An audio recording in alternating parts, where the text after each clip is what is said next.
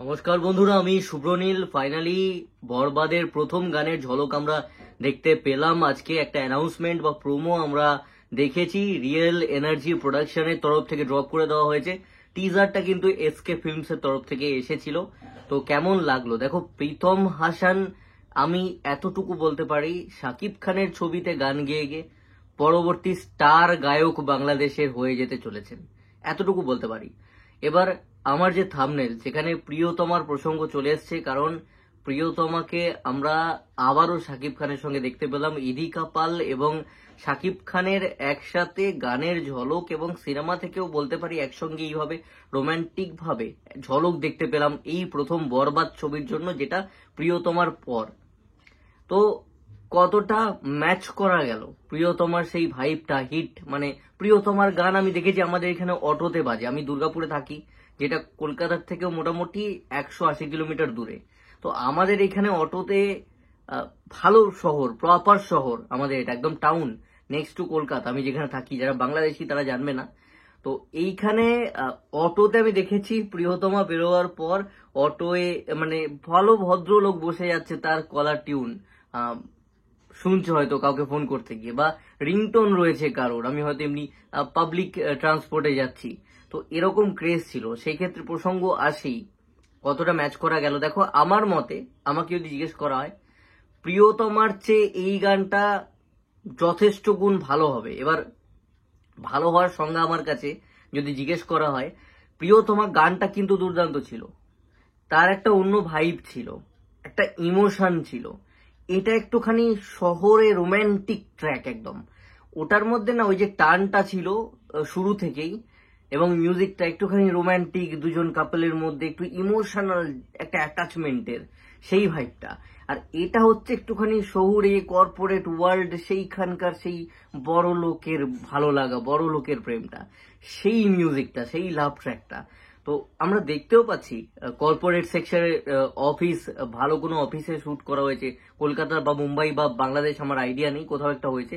কিন্তু কর্পোরেট সেক্টরের সাধারণত আইটি সেক্টর এই ধরনের হয় আর কি। তো সেই সেরকম একটা অফিসের ভাইব, এবং সেই জায়গায় সম্ভবত ইদিকা হয়তো চাকরি করেন, এবং তাকে দেখে নায়ক শাকিব খানের হয়তো ভালো লাগছে সিনেমার এরকম দৃশ্য, এবং তখন হয়তো এই গানটা হচ্ছে। শাকিব খান প্রচুর বডিগার্ড, এবং জিল্লু ভাইকে সাইডে দেখতে পাচ্ছি দাঁড়িয়ে আছেন আমাদের শ্যামদা।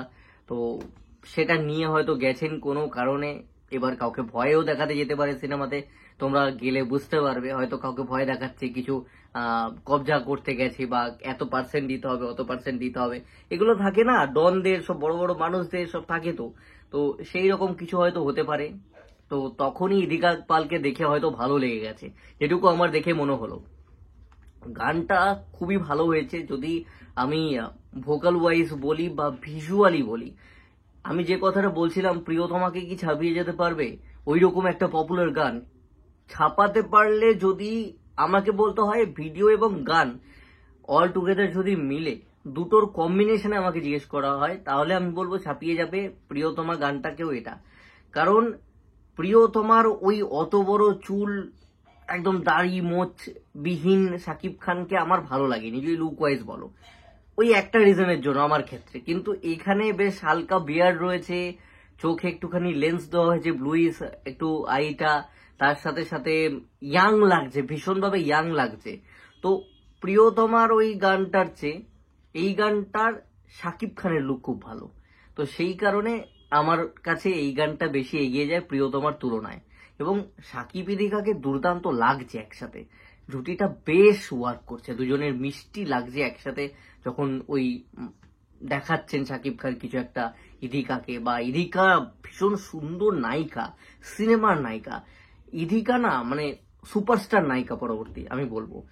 যেরকম ওনাকে প্রিয়তমাতে দেখেছি, যেরকম দেবদার খাদানে যতটুকু ছিল, এবং এরপর রঘু ডাকাত আসবে পুজোতে, বা এখন বরবাদে যেরকম এই ঝলকটাই এত সুন্দর ওয়ার্ক করছে সাকিব ইদিকা, কিন্তু একটা ভালো জুটি, রিপিটে কাজ করানো যেতেই পারে, শুধু বরবাদ নয়, পরবর্তীতেও কাজে লাগানো যেতে পারে।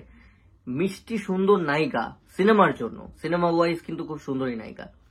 তো ইদিকা শাকিব খান জুটিটা ওয়ার্ক করছে, শাকিব খানকে ইয়াং লাগছে। লুক অ্যান্ড ফিল ওয়াইজ গানটা আমার কাছে মোটামুটি খুব খারাপ নয়। অ্যাটলিস্ট আমি যখন টিজার দেখেছিলাম যেমনটা বলছিলাম যে লুক অ্যান্ড ফিলটা আরেকটু ভালো করা যেত, তো সেই তুলনায় গানের আমার কিন্তু বেশ ভালোই লেগেছে। আর প্রীতম হাসানের কথা তো বললাম যে পরবর্তী সুপারস্টার গায়ক হতে চলেছেন উনি। শাকিব খানের আর দুটো ছবি দিয়ে যদি উনি গান গেয়ে ফেলেন, অপূর্ব সুন্দর গলা, মিষ্টতা, গানটা ভীষণ মিষ্টি, সুন্দর একটা লাভ ট্র্যাক, এবং কোথাও না কোথাও এই গানটা কিন্তু হিট হবে। এবং শাকিব খান তো দিনকে দিন নিজের ক্রেজ বাড়িয়ে চলেছে। তো দেখো, প্রিয়তমার যে টাইম স্প্যানে যে ভিউজ এসছে 2 বছরে, দেখবে এই গানটা কিন্তু আজ থেকে 2 বছর পরে যে ভিউজটা আনবে সেটা প্রিয়তমার চেয়ে বেশি হবে। এটা তোমরা মিলিয়ে নিও। তো ভালো লাগছে, আমার বেশ প্রোমোটা প্রমিসিং লেগেছে, খুব ভালো লেগেছে, এবং আমার ইন্টারেস্ট আরো বেড়ে যাচ্ছে ছবিটার প্রতি এই সমস্ত ঝলক আসাতে। এবং অবশ্যই গানটা কবে আসবে সেটার জন্য তো অপেক্ষায় রইলাম, eagerly waiting for the song. ভালো হয়েছে, বেশ ভালো লাগলো।